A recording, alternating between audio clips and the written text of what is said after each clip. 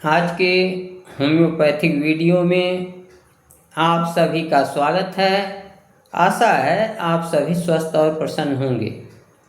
आज के वीडियो में हम इस बात पर चर्चा करेंगे कि क्या वाइटल फोर्स सभी बीमारियों को, सभी डिजीजेस को ठीक कर सकती है, और यदि नहीं ठीक कर सकती है तो वो बीमारियां कैसी होंगी जिन्हें वाइटल फोर्स ठीक कर सकती है।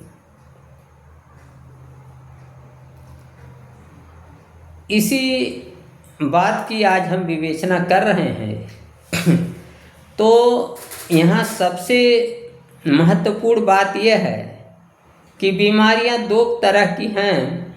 एक है एक्यूट डिजीज और दूसरा है क्रॉनिक डिजीज। तो जैसे ये एक्यूट डिजीज जो हैं ये जीवन में प्रायः एक ही बार होती हैं, जैसे चेचक हुआ, मीजल्स हुआ, खसरा हुआ। तो इस तरीके के कुछ रोग हैं जो बड़े वेग से, बड़ी तीव्रता से आक्रमण करते हैं और समय के साथ वो चले जाते हैं। तो जब बीमारी की इंटेंसिटी बहुत अधिक नहीं होती है तो वहाँ ये वाइटल फोर्स जो है बीमारी को ठीक कर लेती है, क्योंकि वाइटल फोर्स की यह प्रवृत्ति है कि शरीर जब रुग्ण होती है, जब बीमार होती है, डिजीज होती है, तो ये वाइटल फोर्स जो है उस बीमारी को हटाने के लिए सतत प्रयत्नशील रहती है। लेकिन अगर बीमारी की शक्ति वाइटल फोर्स से अधिक हुई तो वाइटल फोर्स जो है वो हार जाती है, युद्ध में हार जाती है, और आगे चल करके युद्ध में जब हार जाती है तो रोगी के जान को नहीं बचाया जा सकता, क्योंकि जब वाइटल फोर्स हार गई तो वहाँ जान नहीं बचाया जा सकता, जान नहीं बचती है। तो ऐसे सामान्य रूप से अगर वाइटल फोर्स जो है वो स्ट्रांग है एज कंपेयर टू डिजीज, बीमारी के तुलना में अगर स्ट्रांग है तो ये बीमारी को ठीक कर लेती है स्वतः, और किसी भी दवा की ज़रूरत नहीं पड़ती है। और जहाँ बीमारी की स्ट्रेंथ जो है अधिक है वाइटल फोर्स से, वहाँ वाइटल फोर्स पराजित हो जाती है और रोगी की मृत्यु हो जाती है। इसीलिए ऐसी तीव्र एक्यूट डिजीजेज में भी दवा की ज़रूरत पड़ती है। और जो क्रॉनिक डिजीजेज हैं वो बीमारियां बिना दवा के हेल्प के नहीं ठीक होती हैं, उनके लिए दवा अवश्य ही आवश्यक होती है। और क्रॉनिक बीमारियों को वाइटल फोर्स स्वतः नहीं ठीक कर सकती है, स्वतः ठीक करने में सक्षम नहीं है।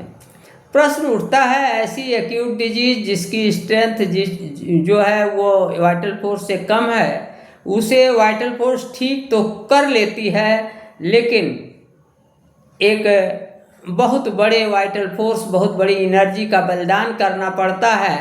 यही कारण है आप देखते हैं कि जब एक्यूट बीमारी, खसरा आदि किसी को हो जाता है और कोई इलाज नहीं किया जाता है तो वाइटल फोर्स की क्षति के कारण रोगी रुग्ण हो जाता है, रोगी कमज़ोर हो जाता है, उसकी वाइटल फोर्स, जीवनी शक्ति कमज़ोर हो जाती है और जीवन को बहुत हानि होती है, जिसके रिकवरी में समय लगता है।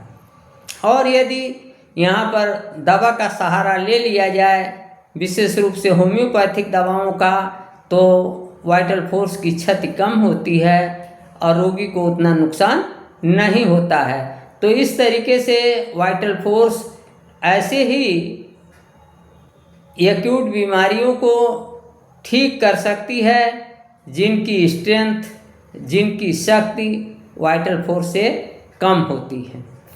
शेष ऐसी एक्यूट बीमारियां जिनकी शक्ति, जिनकी स्ट्रेंथ वाइटल फोर्स से अधिक होती है, उनको वाइटल फोर्स स्वतः नहीं ठीक कर सकती है, यहाँ दवा के सहायता की ज़रूरत होती है। इसी तरीके से जितनी क्रॉनिक बीमारियां हैं वहाँ भी वाइटल फोर्स जो है स्वतः रोग को ठीक नहीं कर सकती है और यहाँ भी दवा की ज़रूरत होती है।